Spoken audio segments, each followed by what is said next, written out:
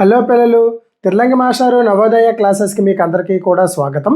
నవోదయ 2027 ఎగ్జామినేషన్లో భాగంగా మనం ఈవీఎస్ క్లాస్ అన్నటువంటిది ఇప్పుడు చెప్పుకుంటున్నాం. ఈ ఈవీఎస్ సిలబస్లో మనకి 4 యూనిట్స్ ఉంటాయి, 25 సబ్ యూనిట్స్ ఉంటాయని చెప్పాం. ఆల్రెడీ 3.5 సబ్ యూనిట్స్ అయిపోయినాయి. 4th సబ్ యూనిట్ అయినటువంటి ద నేచురల్ వరల్డ్లో మనకి ప్లాంట్స్ అండ్ యానిమల్స్లో నిన్నటి వీడియోలో 25 క్వశ్చన్స్ అన్నటువంటిది డీటెయిల్డ్ ఎక్స్ప్లెనేషన్తో చెప్పాను. చూడండి ఆ వీడియో. మీరు ఎవరైనా మిస్ అయినట్లయితే తప్పనిసరిగా చూడండి, చాలా చాలా ఇంపార్టెంట్ క్లాస్ అది. ఈరోజు ఇంకొక 25 క్వశ్చన్ల గురించి ఇప్పుడు మనం చెప్పుకోబోతున్నాం. క్లాస్ని అన్నటువంటి స్కిప్ చేయకుండా చూడండి. అలాగే వీడియోని అందరూ ఒకసారి లైక్ చేయండి అన్న. లైక్ చేసి మళ్ళీ క్లాస్లోకి వచ్చేయండి, ఓకేనన్నా? అలాగే మన ఛానల్ని సబ్స్క్రైబ్ చేసుకోండి. నవోదయ ఎగ్జామినేషన్ పేపర్ అయిపోయిన తర్వాత ఎనలైసిస్ వరకు, పేపర్ ఎనలైసిస్ ఆన్సర్ కీ వరకు కూడా ప్రతిరోజు ఒక వీడియో అన్నటువంటిది వస్తుంది. తప్పనిసరిగా అందరూ ఛానల్ని సబ్స్క్రైబ్ చేసుకోండి. అలాగే మీ ఫ్రెండ్స్ అండ్ ఫ్యామిలీ మెంబర్స్లో ఎవరికైనా నవోదయ రాసేటటువంటి పిల్లలు ఎవరైనా ఉంటే కనుక వాళ్ళకి తప్పనిసరిగా ఈ వీడియోస్ని షేర్ చేయండి, ఓకే? నేను 25 క్వశ్చన్స్ అయిపోయినాయన్న. ఇవాళ 26th క్వశ్చన్. మొక్కలలో ఆహారాన్ని తయారు చేసే భాగము ఆహార కర్మాగారము లేదా ఫుడ్ ఫ్యాక్టరీ ఏది? మొక్కల్లో అనేక భాగాలు ఉంటాయి నాన్న. కింద నుంచి చూసుకుంటే వేర్లు, కాండము, పత్రాలు, అలాగే ఫలాలు, కాయలు, పువ్వులు మొదలైనటువంటి భాగాలు ఉంటాయి. వీటన్నింటిలో కూడా ఒకే ఒక భాగంలో ఆహార పదార్థాలు తయారవుతాయి, అంటే కార్బోహైడ్రేట్స్ అన్నటువంటివి తయారవుతాయి. ఆ భాగం ఏది అని అడుగుతున్నాడు. కాండంలో తయారవ్వు, వేరుల్లో తయారవ్వు, పువ్వుల్లో కూడా తయారవ్వు, ఆకుల్లో మాత్రమే తయారవుతాయి. ఎందుకంటే ఇక్కడ పత్రహరితము లేదా క్లోరోఫిల్, ఏమంటారన్నా? క్లోరోఫిల్ అని చెప్పేసి అంటారు. ఈ పత్రహరితము లేదా క్లోరోఫిల్ అన్నటువంటిది పత్రాల్లో ఉంటుంది, అంటే ఆకుల్లో ఉంటుంది. కాబట్టి ఈ క్లోరోఫిల్ సూర్యరశ్మిని గ్రహించి, అలాగే భూమిలో నుంచి నీటిని గ్రహించి, వాతావరణం నుంచి కార్బన్ డైఆక్సైడ్ని గ్రహించి ఏం చేస్తుందంటే ఈ కార్బన్ డైఆక్సైడ్తో పిండి పదార్థాలను తయారు చేస్తుంది. సూర్యరశ్మి సమక్షంలో పిండి పదార్థాలు తయారు చేస్తుంది. అసలు ఈ శక్తి, భూమి మీద ఉన్నటువంటి శక్తికి అంతటికీ మూలము మొక్కలే. మొక్కలు తయారు చేసినటువంటి ఆహార పదార్థాలే అందరూ జీవులు అన్నీ కూడా ఉపయోగించి జీవిస్తున్నాయి. ఈ శక్తికి అంతటికి మూలమేది? సూర్యుడు. సూర్యరశ్మి నుండి మొక్కలు అన్నటువంటివి ఆహార పదార్థాలు తయారు చేసుకుంటాయి, ఓకేనన్నా? Next question. మొక్కలు సూర్యకాంతి సమక్షంలో ఆహారాన్ని తయారు చేసుకునే ప్రక్రియను ఏమంటారు? మొక్కలు ఏం చేస్తాయని చెప్పాము? భూమిలో నుంచి నీటిని గ్రహిస్తాయి, వాతావరణం నుంచి కార్బన్ డైఆక్సైడ్ని గ్రహిస్తాయి, వాటిలో క్లోరోఫిల్ ఎలాగూ ఉంది. ఇవన్నింటినీ కలిపి సూర్యరశ్మి సమక్షంలో ఏం చేస్తాయని చెప్పానన్నా? కార్బోహైడ్రేట్స్, పిండి పదార్థాలు. మొక్కల నుంచి మనం తింటున్నామే, గింజలు, కాయలు, పళ్ళు, ఆకులు, దుంపలు, కాండాలు, ఇవన్నీ కూడా కిరణజన్య సంయోగ క్రియ ద్వారా మాత్రమే జరుపుతాయి. అసలు ఫుడ్ అన్నటువంటిది అక్కడే స్టోర్ అవుతుంది, తయారు చేయబడుతుంది, క్రియేట్ చేయబడుతుంది. కాబట్టి శ్వాసక్రియ కాదు. శ్వాసక్రియ అంటే ఏంటన్నా? రెస్పిరేషన్. అంటే ఇది రెస్పిరేషన్ అంటే ఆక్సిజన్ పీల్చుకోవడము, కార్బన్ డైఆక్సైడ్ వదలడం. మరి అదే కిరణజన్య సంయోగక్రియ అంటే కార్బన్ డైఆక్సైడ్ని పీల్చుకొని ఆక్సిజన్ని విడిచిపెడుతుంది. అర్థమైంది కదా? రెండోది నాన్న కరెక్ట్ ఆన్సర్ కిరణజన్య సంయోగక్రియ, ఫోటోసింథసిస్. థర్డ్ వన్ బాష్పోత్సేకం. ఫోర్త్ వన్ ప్రసరణ. బాష్పోత్సేకం అంటే వేరు గ్రహించినటువంటి నీటిని ఆకుల ద్వారా బయటకు విడిచిపెట్టడం. ప్రసరణ అంటే ఆహార పదార్థాలు ఆకులు తయారు చేస్తాయి, పత్రాలు. ఆ ఆహార పదార్థాలు వేరు వరకు తీసుకెళ్ళడం, వేరు గ్రహించినటువంటి నీటిని పత్రాల వరకు తీసుకెళ్లేదాన్ని ప్రసరణ అని చెప్పేసి అంటారు. తరువాత నాన్న, మొక్కలు ఆకులలో పచ్చని రంగుకు కారణమైన పదార్థం ఏది?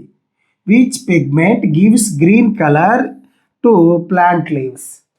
అసలు ఆకులు పచ్చగా ఉండడానికి కారణం ఏంటి? ఈ పచ్చదనంలో ఉన్నటువంటి పదార్థం మాత్రమే కిరణజన్య సంయోగ క్రియ జరిపి ఆహార పదార్థాలు తయారు అవ్వడానికి మూల కారణం అవుతుంది. అదేంటండి? హిమోగ్లోబిన్ కాదు, మానవుల యొక్క రక్తము లేదా జంతువుల యొక్క రక్తంలో ఉంటుంది. సెల్యులోజ్. సెల్యులోజ్ అన్నటువంటి మొక్కల యొక్క చుట్టూ ఉన్నటువంటి కణ కవచాలు ఉంటాయి చూడండి, అందులో ఉంటుంది. మూడోది కెరటిన్. కెరటిన్ అన్నటువంటిది ఒక వర్ణద్రవ్యకము, ఇది కూడా కాదు. మరేంటన్నా క్లోరోఫిల్, పత్రహరితము. క్లోరోఫిల్ అన్నటువంటిది కరెక్ట్ ఆన్సర్ అవుతుంది. నెక్స్ట్, కిరణజన్య సంయోగ క్రియ సమయంలో మొక్కలు వాతావరణంలోకి ఏ వాయువుని విడుదల చేస్తాయి? Which gas do plants release in to the atmosphere during photosynthesis? కిరణజన్య సంయోగక్రియ జరిపేటప్పుడు మీకు ఇప్పుడే చెప్పాను, కిరణజన్య సంయోగక్రియ జరిపేటప్పుడు మొక్కలు ఒక వాయువుని వాతావరణం నుంచి గ్రహించి వేరొక వాయువుని విడిచిపెడతాయి. గ్రహించేటటువంటి వాయువు కార్బన్ డైఆక్సైడు, విడిచిపెట్టేటటువంటి వాయువు ఆక్సిజన్. ఆ మొక్కలు విడిచిపెట్టినటువంటి ఆక్సిజన్ని మనం పీల్చుకొని జీవిస్తున్నాం. మనమే కాదు నాన్న, ఈ సృష్టిలో ఉన్నటువంటి యావత్ జంతు ప్రపంచం కూడా మొక్కలు విడిచిపెట్టినటువంటి ఆక్సిజన్నే పీల్చుకొని జీవిస్తుంది. చూసారా? కాబట్టి కార్బన్ డైఆక్సైడ్ కాదు, నైట్రోజన్ కాదు, హైడ్రోజన్ కాదు, మనం పీల్చుకున్నటువంటి ఆక్సిజన్ని విడిచిపెడతాయి. నెక్స్ట్ క్వశ్చన్ అన్న, కిరణజన్య సంయోగ క్రియ కోసం మొక్కలు వాతావరణం నుండి ఏ వాయువుని పీల్చుకుంటాయి? Which gas do plants absorb from air for photosynthesis? Photosynthesis కోసం దేన్ని పీల్చుకుంటాయి అని అడుగుతున్నాడు. ఏ వాయువుని పీల్చుకుంటాయి? ఫోటోసింథసిస్ కోసం మనం విడిచిపెడుతున్నాం చూడండి, విడిచిపెట్టామా? ఆ విడిచిపెట్టినటువంటి కార్బన్ డైఆక్సైడ్ని అవి పీల్చుకుంటాయి, మొక్కలు పీల్చుకుంటాయి. పీల్చుకొని ఆహార పదార్థాలు తయారు చేస్తాయి. చూడండి ఎంత గొప్ప, మరి ఆహార పదార్థాలు తయారు చేస్తాయి. ఆ ఆహార పదార్థాలని మనం తింటున్నాం. పులి, సింహం మొదలైనటువంటి మాంసాహార జంతువులు కూడా ఆ ఆహార పదార్థాలే తింటాయి. మీరు అనొచ్చు, అదేంటి మాస్టారు మొక్కలను తినవు కదా, అవి మాంసాహారపు జంతువులు కదా అని. మాంసాహారపు జంతువులే, కానీ మాంసాహారపు జంతువులు ఏం తింటాయి? మనకి గొర్రె, మేక, జింక ఇలాంటివి తింటాయి. జిరాఫీ లేదంటే జీబ్రా మొదలైనటువంటి వాటిని వేటాడి తింటాయి. అవి ఏం తింటాయి? గడ్డిని తింటాయి, లేదా ఆకులు తింటాయి, ఫలములు తింటాయి, దుంపలు తింటాయి, వేర్లు తింటాయి. అంటే ఇండైరెక్ట్గా మరి సింహాలు దేని మీద ఆధారపడుతున్నాయి? మొక్కలు తిన్నటువంటి జంతువుల మీద ఆధారపడుతున్నాయి. మొక్కలు లేవనుకోండి, ఆ జంతువులు ఉండవు. ఆ జంతువులు లేవనుకోండి, ఈ సింహాలు, పుళ్ళు ఉండవు. అంటే సమస్త సృష్టి కూడా కిరణజన్య సంయోగ క్రియ మీదే ఆధారపడి ఉంటుంది. కాబట్టి చూడండి, నన్ను ఏ వాయువుని విడిచిపెడతాయని చెప్పి పీల్చుకుంటాయి. కిరణజన్య సంయోగ క్రియ కోసం మొక్కలు వాతావరణంలో ఏ వాయువుని పీల్చుకుంటాయి? ఆక్సిజన్ కాదు, ఆక్సిజన్ విడిచిపెడతాయి. నైట్రోజన్ అన్నటువంటిది పీల్చుకో, విడిచిపెట్టదు. హీలియం కూడా అంతే. పీల్చుకున్నటువంటిది ఏ వాయువుని పీల్చుకుంటేనన్నా కార్బన్ డైఆక్సైడ్ని పీల్చుకుంటాయి. నెక్స్ట్, మొక్కలు ఆకులు వెనుక భాగంలో ఉండే చిన్న చిన్న సూక్ష్మ రంధ్రాలను ఏంటంటారు? What are the microscopic pores present on the surface of leaves called? పత్రం ఇలా ఉందనుకున్నాను. ఈ పత్రం యొక్క వెనుక భాగంలో ఇలా ఆకు ఉంది, పైకి ఇలా ఉంది. ఈ పత్రం యొక్క ఈ క్రింది భాగం నాన్న, ఈ వెనుక భాగంలో, పైకి ఉన్న భాగం కాదు, ఈ క్రింది భాగంలో ఉన్నటువంటి పత్రానికి చిన్న చిన్న రంధ్రాలు ఉంటాయి. ఇలా ఉంటాయి రంధ్రాలు. ఇది చిక్కుడు గింజ ఆకారంలో ఇలా ఉంటాయి అన్నమాట. ఇలా ఉంటాయి, ఇలాంటి రంధ్రాలు ఉంటాయి. ఇవి ఈ రంధ్రాలను ఏమని పిలుస్తారు అని చెప్పేసి అడుగుతున్నాడు. ఇటు చూసుకున్నాను, వీటికి రక్షక కణాలు అంటారు, వీటికి పత్ర రంధ్రాలు అని చెప్పేసి పిలుస్తారు. స్టొమాటో. అర్థమవుతుంది కదా? కణజాలాలు కాదు, వేర్లు కాదు, మొగ్గలు కాదు, పత్ర రంధ్రాలు. ఈ పత్ర రంధ్రాల ద్వారానే కార్బన్ డైఆక్సైడ్ పీల్చుకోవడము, ఆక్సిజన్ విడిచిపెట్టడం అన్నటువంటిది జరుగుతుంది.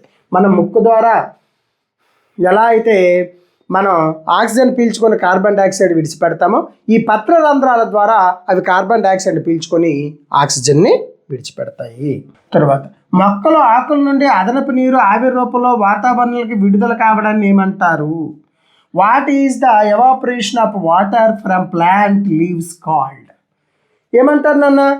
ఇవి వేరు అన్నటువంటిది నీటిని పీల్చుకుంటుంది. పీల్చుకున్న నీరంతా కూడా మొక్క ఉపయోగించుకోదు. అర్థమవుతుందా కదా? ఉపయోగించకుండా ఏం చేస్తుంది? వాతావరణానికి విడిచిపెడుతుంది. అందుకే వేసవికాలంలో మనం మొక్కల కింద ఉంటే, చెట్ల కింద ఉంటే చల్లగా ఉంటుంది. ఎందుకంటే అది పీల్చుకున్న నీటిని వాతావరణంలో విడిచిపెడుతుంది. అర్థమవుతుందా? కాబట్టి అలా విడిచిపెట్టేటటువంటి నీటిని మనం అలా విడిచిపెట్టడాన్ని ఏమంటారు అంటే బాష్పీభవనం కాదు నాన్న. బాష్పీభవనం అంటే మనం నీరు వేడి చేస్తుంటే ఆవిరవుతుంది చూడండి, దాన్ని బాష్పీభవనం అంటారు. సాంద్రీకరణము అంటే మనం గడ్డ కట్టడం, అది కూడా కాదనమాట. శ్వాసక్రియ రెస్పిరేషన్ కూడా కాదు, బాష్పోత్సేకం ట్రాన్స్పిరేషన్ అని చెప్పేసి అంటారు. బాష్పోత్సేకముకి ఎందుకు ఉపయోగపడుతుంది? బాష్పోత్సేకము నీరు అలా సైకిల్ లాగా అలాగ డైరెక్ట్గా పైకి వెళ్ళడానికి ఈ బాష్పోత్సేకము ఉపయోగపడుతుంది. తర్వాత నాన్న కింది వాటిలో కీటకాలను తినే మొక్కలు, కీటకాహార మొక్కలు ఇన్సెక్టివోరస్ ప్లాంట్ ఏది? కీటకాలను తినే మొక్కలు ఏంటి నాన్న? మొక్కలు కీటకాలను తింటాయా? తింటాయి. డ్రోసెరా, నెఫంతిస్ మొదలైనటువంటి కీటకాహార మొక్కలు ఉంటాయి. ఇవి ఎందుకండి మాస్టర్ తింటాయంటే ఇలా ఉంటుంది నాన్న, అది ఇలా ఉంటాయి, ఇలా కూజల్లాగా ఉంటాయి. దీనికి ఒక కప్పు కూడా ఇలా ఉంటుంది. అర్థమవుతుందా? ఈ ఏదైనా ఒక కీటకం, ఒక ఈగ వచ్చి ఇందులో వాలింది అనుకోండి, ఇలా లోనికి వెళ్తుంది ఈగ. లోనికి వెళ్ళిన తర్వాత ఈ కప్పు ఏం చేస్తుందంటే ఇలా మూసుకుపోతుంది. మూసుకుపోయి ఈ ఈగని డైజెస్ట్ చేసేస్తుంది. ఇందులో డైజెస్టివ్ ఎంజైమ్స్ ఉంటాయి మొక్కలో. మరి దానివల్ల ఉపయోగం ఏంటంటే ఆ మొక్కలకి నత్రజని సంబంధమైనటువంటి పదార్థాలు తక్కువగా ఉంటాయి. ఆ నత్రజని సంబంధ పదార్థాలని అవి తయారు నైట్రేట్స్ని తయారు చేసుకోవడానికి ఈ కీటకాలను చంపి వాటి శరీరంలో ఉన్నటువంటి పోషకాలను అవి గ్రహించుకొని జీవిస్తాయి అన్నమాట. తులసి కానే కాదు, మర్రి చెట్టు కాదు, అలాగే తామర కూడా కాదు నాన్న. నెఫంతిస్ లేదా పిక్చర్ ప్లాంట్ లేదా నెఫంతిస్ అన్నటువంటి మొక్కలు ఈ కీటకాలను భక్షిస్తాయి. అర్థమవుతుంది కదా? నెఫంతిస్ పిక్చర్ ప్లాంట్ మొక్కలు నైట్రోజన్ లోపం ఉన్న నేలలో పెరగడం వల్ల దేనికోసం కీటకాలను పడతాయి? ఇప్పుడే చెప్పుకున్నాం కదా, చూడండి. Why do nepenthes pitcher plants trap insects in nitrogen deficient soils? Nitrogen పూర్తిగా లేనటువంటి ప్రాంతాలలో పెరిగేటటువంటి నెఫంతిస్ మొదలైనటువంటి మొక్కలు దేనికోసం ఇన్సెక్ట్స్ని పడతాయంటే ఇంతకుముందు బిట్లో మీకు చెప్పాను, నైట్రోజన్ కోసం. ఒక చిన్న కీటకం వెళ్ళింది నాన్న, చిన్న పురుగు పాక్కుంటూ ఇందాక కూజాలా వేసిన చూడండి, అందులోకి వెళ్ళింది. కూజాలో అది డైజెస్ట్ అయిపోయింది. దాని శరీరంలో నత్రజన్యం ఉంటుంది. ఆ నత్రజన్ని ఆ మొక్కలు గ్రహించుకుంటాయి. అర్థమవుతుంది కదా? దేనికోసము? నత్రజని కోసము, నైట్రోజన్ అవసరాలను తీర్చుకోవడం కోసం. నీటి కోసం కాదు, సూర్యరశ్మి కోసం కాదు, ఆక్సిజన్ కోసం కూడా కాదు. క్లోరోఫిల్ పత్రహరితము లేని మరియు కుళ్ళిన పదార్థాలపై పెరిగే శిలీంధ్రాలను ఏది? క్లోరోఫిల్ పత్రహరితము లేని ఈ శిలీంధ్రాల్లో పత్రహరితం ఉండదు అంటున్నాను. అంటే తమకు కావలసిన ఆహార పదార్థాలు తామే తయారు చేసుకోలేవు. మనకు కావలసిన ఆహార పదార్థాలు మనం తయారు చేసుకుంటామా? లేదు మేషరు, మా అమ్మ తయారు చేస్తుంది అంటే మీ అమ్మ వండుతుంది. తెచ్చినటువంటి పదార్థాలను పచనం చేసి, బాయిల్ చేసి, కుకింగ్ చేసి మీకు పెడుతుంది. అంతేగాని తయారు చేయట్లేదు. మొక్కలు అలా కాదు. సూర్యరశ్మిని ఉపయోగించుకొని నీటిని మరియు కార్బన్ డైఆక్సైడ్ను, సూర్యరశ్మిని వినియోగించుకొని క్లోరోఫిల్ సమక్షంలో ఆహార పదార్థాలు ఆటంతటవి తయారవుతాయి. అలా తయారు చేయగలిగినటువంటి దానికి కారణం క్లోరోఫిల్.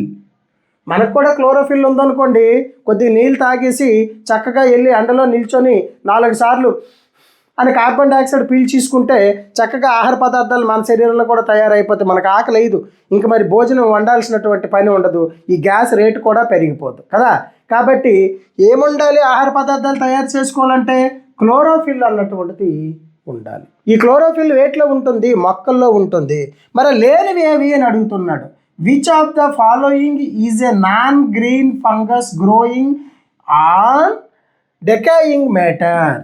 కుళ్ళిపోయినటువంటి పదార్థాల్లో వేప కాదు నాన్న, తులసి కాదు, క్యాక్టస్ కానే కాదు.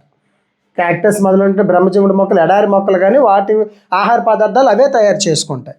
ఇంకా మిగిలినటువంటిది పుట్టగొడుగు, మష్రూమ్.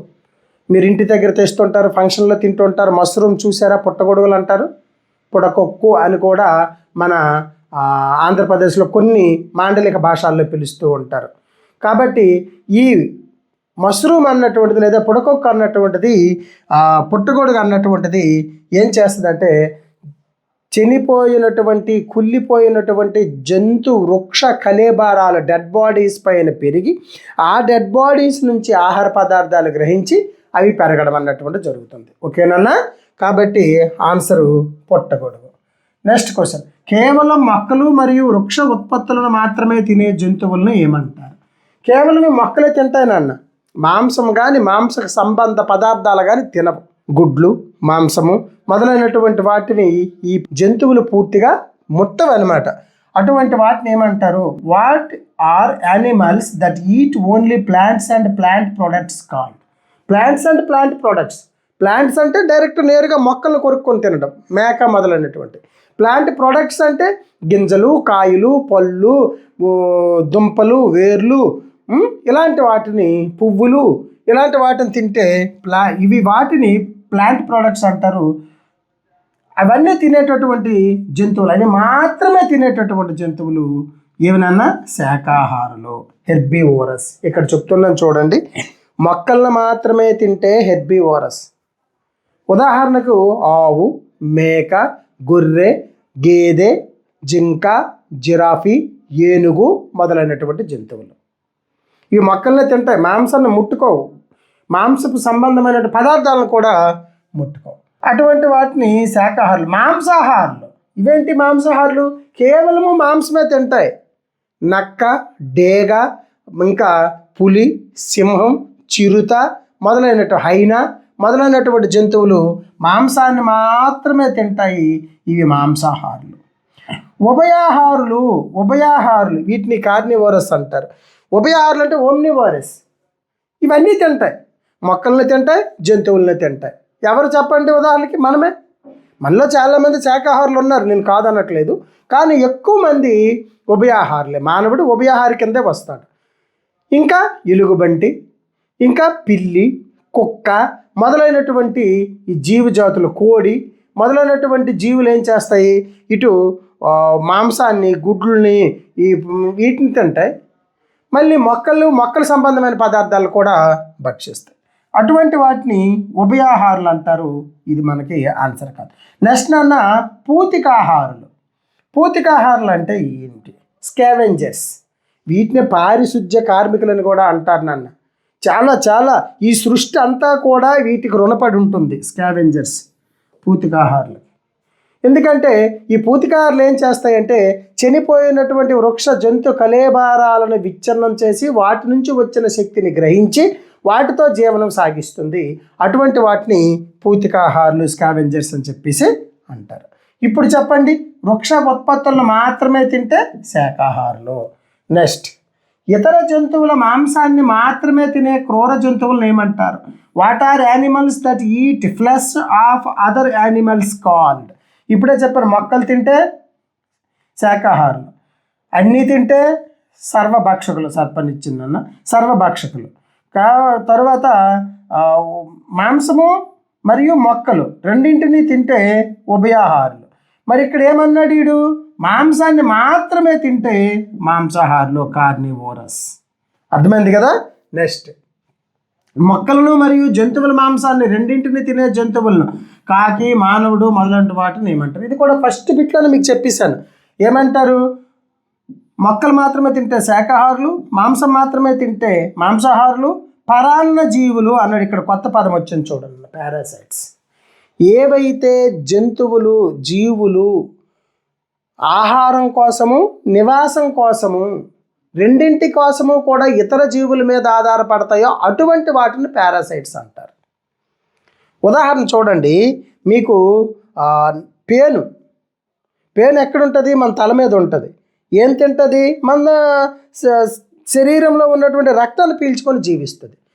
అంటే ఆహారం కోసం మన మీద ఆధారపడింది. మాస్టారు, మరి ఆవాసం అంటే నివాసం కోసం, స్టే ఉండడం కోసం. ఎక్కడుంటుంది? మన తల మీదే ఉంటుంది. అంటే స్టే కోసం కూడా ఆధారపడి ఉంది. అటువంటి వాటిని పారాసైట్స్, పరాన్న జీవులు అని చెప్పేసి అంటారు. అర్థమవుతుంది కదా? అదనమాట. తర్వాత ఉభయాహారులు మంది బిట్కి కరెక్ట్ ఆన్సర్. రెండూ తింటాయి, మాంసాన్ని తింటాయి, అలాగే మొక్కలను కూడా తింటాయి. వీటిని ఉభయాహారులు అంటారు. చనిపోయిన జంతువుల కళేబారాలను తిని పర్యావరణాన్ని శుభ్రం చేసే జీవులను, రాబందు, నక్క మొదలైనటువంటి వాటిని ఏమంటారు? ఉత్పాదకులు కాదు నాన్న. ఉత్పాదకులు అంటే మొక్కలు ఉత్పత్తి చేస్తాయి శక్తిని. శాకాహారులు కాదు నాన్న. శాకాహారులు అంటే కేవలము మొక్కల్ని ఆహారంగా తినేటటువంటివి. పరాన్నజీవులు అంటే ఇప్పుడే చెప్పుకున్నాం, ఆవాసం కోసము ఆహారం కోసం ఇతర జీవుల మీద ఆధారపడతాయని చెప్పి. మరేంటివి? స్కావెంజర్స్, పూతికాహారులు. ఈ పూతికాహారులు అన్నటువంటివి చనిపోయినటువంటి జంతువుల కళేబారాలను తిని జీవిస్తాయి అన్నమాట. శీతాకాలంలో చలి తట్టుకోవడానికి మరియు ఆహారం కోసం కొన్ని జీవులు సుదూర ప్రాంతాలకు ప్రయాణించడాన్ని ఏమంటారు? What is the seasonal mass movement of animals by birds for food and climate called? సుప్తావస్థ అంటే కాదు నాన్న. సుప్తావస్థ అంటే ఆహారం తీసుకోకుండా తక్కువ ఆక్సిజన్ తీసుకొని శరీరాన్ని కదలకుండా ఉంచి అలా ఉండని సుప్తావస్థ అంటారు. ఉదాహరణకి కప్పలు వర్షాకాలం అయితే చెరువులు నిండుతాయి, మరి అదే వేసవికాలం అయితే కనిపించవు. అలా భూమి లోపల సుప్తావస్థలో అలాగా రాళ్ళు కింద ఉంటాయి. వలస పోవడం, ఇది కరెక్ట్ ఆన్సర్ నాన్న. ఒక ప్రాంతం నుంచి మైగ్రేషన్, వలస పోవడం. అనుకూలత అడాప్టేషన్ అంటే కాదు. అనుకూలత అంటే ఏంటో తెలుసా? ఒక పాము ఉంది, పుట్టలో దూరుతుంది, దానికి మళ్ళీ కాళ్ళు చేతులు ఉన్నాయి అనుకోండి, ఈజీగా దూరలేదు. దాన్ని అనుకూలత అంటే కాళ్ళు చేతులు లేకపోవడం దానికి అనుకూలం. నిన్న చెప్పాను, కప్ప ఉంది, వేలు మధ్యన చర్మం ఉంటుంది, ఇలా తెడ్డుల నీటిని వెనక్కి తోయడానికి ఉపయోగపడుతుంది, అది దానికి అనుకూలత. అర్థమవుతుంది కదా? అనుకూలత కాదు. ప్రసరణ అంటే చెప్పాను నాన్న, వేరు గ్రహించినటువంటి నీరు ఆకులు దాకా వెళ్ళడం, ఆకులు తయారు చేసిన ఆహార పదార్థాలు వేరు దాకా వెళ్ళడం, అది ప్రసరణ. రక్త ప్రసరణ మనలో కూడా. ఓకే, నెక్స్ట్ బిట్ నాన్న. శీతాకాలంలో అంతా ఎలుగుబంట్లు, కప్పలు సుదీర్ఘ నిద్రలోకి వెళ్ళే ప్రక్రియని ఏమంటారు? ఇప్పుడే చెప్పాను, కప్పలు, ఎలుగుబంట్లు మొదలైనటువంటి సుదీర్ఘ నిద్రలోకి వెళ్ళిపోతాయి. కప్ప అయితే 6 మాసాలు ఉండిపోద్దంట భూమిలో, తక్కువ ఆక్సిజన్ పీల్చుకొని. అటువంటి వాటిని ఏమంటారు? వలస కాదు, ఇప్పుడే చెప్పాను. వలస అంటే ఏంటి? ఒక ప్రాంతం నుంచి ఇంకో ప్రాంతంలోకి వెళ్ళడం. శ్వాసక్రియ, గాలిని పీల్చుకోవడం, విడిచిపెట్టడం. బాష్పోత్సేకము, వేరు పీల్చినటువంటి నీరు ఆకుల ద్వారా బయటకు వెళ్ళిపోవడం. శీతాకాల సుప్తావస్థ, హైబర్నేషన్ అని చెప్పేసి అంటారు. శీతాకాల సుప్తావస్థ లేదా హైబర్నేషన్ అన్నటువంటిది కరెక్ట్ ఆన్సర్. జంతువులు తమ ఆవాసానికి, పరిసరాలకు అనుగుణంగా తమ శరీరంలో మార్పులు చేసుకోవడాన్ని ఏమంటారు? ఇప్పుడే చెప్పుకున్నాం మనం. శరీరంలో దాని అవసరంకి ఎలా ఉందో అలా అవసరం మార్చుకోవడాన్ని ఏమని పిలుస్తారు అని చెప్పేసి అంటారు. ఉదాహరణ చూసుకుంటే డేగ ముక్కు ఇలా వంకగా ఉంటుంది, ఎందుకు? మాంసాన్ని చీల్చుకోవడానికి. అర్థమవుతుంది కదా? పిచ్చుక ముక్కు ఇలా చూదిగా ఉంటుంది, ఎందుకు? గింజల్ని పీల్చుకోవడానికి. హనీబర్డ్ ముక్కు ఇలా పొడవుగా ఉంటుంది, ఎందుకు? పుష్పాల్లో ఉన్నటువంటి మకరందాన్ని పీల్చుకోవడానికి. పులులు, సింహాల యొక్క దంతాలు, కోర దంతాలు రాక్షసులాగా ఇలా ఉంటాయి, ఎందుకు? మాంసాన్ని పట్టి చీల్చడానికి. అవి వాటి యొక్క అనుకూలతలు. అలా చేసుకునే దాన్ని ఏమంటారంటే అనుకూలత, అడాప్టేషన్ అని చెప్పేసి అంటారు. వలస అంటే చెప్పాను, ఒక ప్రాంతం నుంచి ఇంకో ప్రాంతంలోకి వెళ్ళిపోవడం. పరిణామం అంటే ఎవల్యూషన్ అంటే ఏంటి? ఈ పరిణామం అంటే ఇప్పుడు ఆది మానవుడు లేదా కోతుల నుంచి వచ్చారని చెప్తారు, సింపాంజీల నుంచి వచ్చారని చెప్తాం మనం. ఆ సింపాంజీల నుంచి వచ్చినటువంటి ఆది మానవుడు ఈవేళ ఆధునిక మానవుడిగా మారాడు చూడండి, దీన్ని పరిణామం అని చెప్పేసి అంటారు. లేదా సెల్ ఫోన్, బటన్ ఫోన్ మీ భాషలో చెప్పాలని, అది టచ్ ఫోన్గా వచ్చింది, ఇది ఫోన్ యొక్క పరిణామం, ఎవల్యూషన్. ఓకేనన్నా? ప్రసరణ అంటే చెప్పాను ఏంటి? నీరు పైకి వెళ్ళడం, ఆహార పద్ధతులు కిందికి వెళ్ళడం, రక్త ప్రసరణ వ్యవస్థ మనలో ఇదనమాట. ఇప్పుడు ఆన్సర్ ఏది? అనుకూలత. నెక్స్ట్, ఓసరవెల్లి శత్రువుల నుండి రక్షించుకోవడానికి తమ శరీర రంగును మార్చుకోవడాన్ని ఏమంటారు? ఓసరవెల్లి కెమెలియన్ శత్రువుల నుండి రక్షించుకోవడానికి శరీర రంగును మార్చుకోవడాన్ని ఏమంటారు అని చెప్తున్నాడు. హైబర్నేషన్ ఇప్పుడే చెప్పుకున్నాం కదా నాన్న, హైబర్నేషన్ అంటే ఏంటో, కాబట్టి కాదు. మైగ్రేషన్ అంటే కూడా చెప్పుకున్నాం, కాదు. పరాగ సంపర్కం అంటే ఏంటి? పరాగ సంపర్కం అంటే ఇప్పుడు మీకు చెప్పలేదు కాబట్టి చెప్తున్నాను చూడండి. పువ్వులు ఉంటాయి, పుష్పాలు. ఆ పుష్పాల్లో మగ పుష్పము ఇది అనుకోండి, ఆడ పుష్పం ఇది అనుకోండి. 2 పుష్పాలు ఉండొచ్చు, లేదా ఒకే పుష్పంలో 2 కూడా ఉండొచ్చు. ఇవి కేసరావెల్ అంటారు, అండాశయం అంటారు. ఇందులో ఉన్నటువంటి పురుష పరాగరేణువులు, మేల్ గామెటోఫైట్స్, ఈ స్త్రీ సంయోగ బీజం దగ్గరికి చేరడాన్ని మనం పరాగ సంపర్కం అని చెప్పేసి అంటారనమాట. ఈ పరాగ సంపర్కం అన్నటువంటిది కూడా కాదు, మరి ఇంకేంటన్నా ఆన్సరు? కామోఫ్లేజ్, వ్యూహాత్మక రంగు మార్పు. కామోఫ్లేజ్ చాలా ఇంపార్టెంట్, చూసుకోండి. C is the correct answer. మన దేశ జాతీయ జంతువు ఏది? Which is the national animal of India? ఇది మనకు తెలుసు. ఏదన్నా? Royal Bengal tiger. చిరుత కాదు, ఏనుగు కాదు, సింహం కాదు. జాతీయ వృక్షం ఏది? వేప చెట్టు కాదు, రావి చెట్టు కాదు, మామిడి చెట్టు కాదు. మర్రి చెట్టు. మర్రి చెట్టుని ఎందుకు తీసుకున్నాం? ఇది మహావృక్షం. మర్రి, రావి అన్నటువంటిది మహావృక్షాలు. అంత బలమైనటువంటి దేశం మా దేశం అని గుర్తుగా చెప్పడానికి మర్రి చెట్టును తీసుకున్నాం. మన దేశ జాతీయ పుష్పము ఇది, నేషనల్ ఫ్లవర్ ఏది అని అడుగుతున్నాడు. గులాబీ కాదు, బంతి కాదు, మల్లి కాదు నాన్న, తామర పుష్పాలు. ఇవన్నీ కూడా మీరు రాసుకోవాలి, జ్ఞాపకం ఉంచుకోవాలి. ఆంధ్రప్రదేశ్ రాష్ట్ర జాతీయ జంతువు స్టేట్ యానిమల్ ఏది? ఏనుగు కాదు, పులి కాదు, సింహం కాదు, కృష్ణ జింక, బ్లాక్ బక్ అంటారు. ఈ కృష్ణ జింక అన్నటువంటిది మన రాష్ట్ర జంతువు. తర్వాత ఆంధ్రప్రదేశ్ రాష్ట్ర పక్షి ఏది? What is present AP state bird?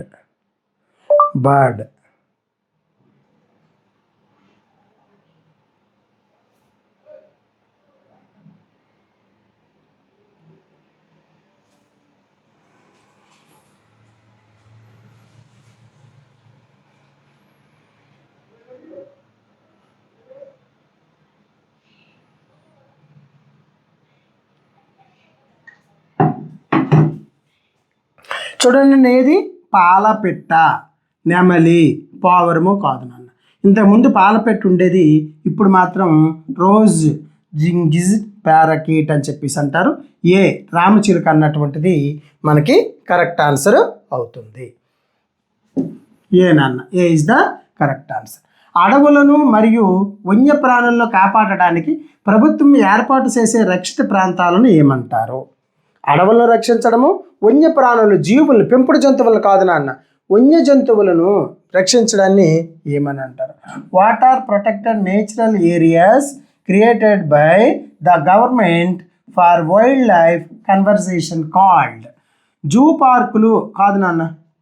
Zoo పార్కులు కేవలం రక్షించడానికి పెట్టిన కాదు, మానవుల యొక్క వినోదానికి కొన్ని జంతువులను తెచ్చి చూపించేది జూ పార్కులు. కర్మాగారాలు, ఫ్యాక్టరీస్ కాదు, వస్తువులు తయారు చేసేటటువంటి కర్మాగారాలు. వ్యవసాయ పొలాలు మన మామూలుగా రైతులు వ్యవసాయం చేసుకోవడానికి ఉపయోగిస్తారు, అది కానే కాదు. మరి ఏది? జాతీయ పార్కులు మరియు అభయారణ్యాలు, national parks and wildlife sanctuaries. ఇవి కరెక్ట్ ఆన్సర్ అవుతుంది. C is the correct answer.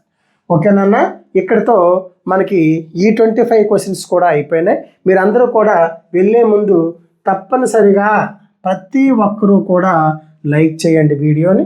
అలాగే ఈ వీడియో చూస్తున్న వాళ్ళందరూ కూడా మన ఛానల్ని సబ్స్క్రైబ్ చేసుకోండి. ఎవరికైతే ఈ వీడియోస్ అవసరం ఉంటాయో వాళ్ళకి షేర్ చేయండి. మనకి ఈవీఎస్ అన్నటువంటిది ఈ సంవత్సరం కొత్తగా చేర్చినటువంటి సిలబస్. ఇందులో ఎటువంటి క్వశ్చన్స్ అడుగుతాడో తెలియదు. అందుకే 4 యూనిట్స్ నుంచి 25 సబ్ యూనిట్స్ నుంచి కూడా పూర్తిగా నేను లెసన్స్ అన్నటువంటిది చెప్తానని చెప్పాను మీకు. మన ఛానల్లో తెలుగు లాంగ్వేజ్కి సంబంధించి, ఇంగ్లీష్ లాంగ్వేజ్కి సంబంధించి, మెంటల్ ఎబిలిటీకి సంబంధించి పూర్తిగా మనకి వీడియోస్ అన్నటువంటి ఉన్నాయి. వాటిని చూడండి. చూసే ముందు ఫస్ట్ వీడియో నన్ను ఈ సంవత్సరం నేను ఈ నవోదయ యొక్క సిలబస్ ఏంటి, ఏవేవి, వాటి యొక్క ఎగ్జామ్ ప్యాటర్న్ ఏంటి అన్నటువంటిది పెట్టాను. అది తప్పనిసరిగా చూడండి, లేకుంటే అనవసరమైనటువంటి విషయాలు చదువుకుంటారు, అవసరమైనటువంటి టాపిక్స్ విడిచిపెట్టే ప్రమాదం ఉంటుంది. ఓకేనన్నా, రేపు ఇప్పుడు మనకు 4 టాపిక్స్ అయిపోయినాయి కదా, రేపు 5th టాపిక్లో కలుసుకుందాం. అంతవరకు బాయ్.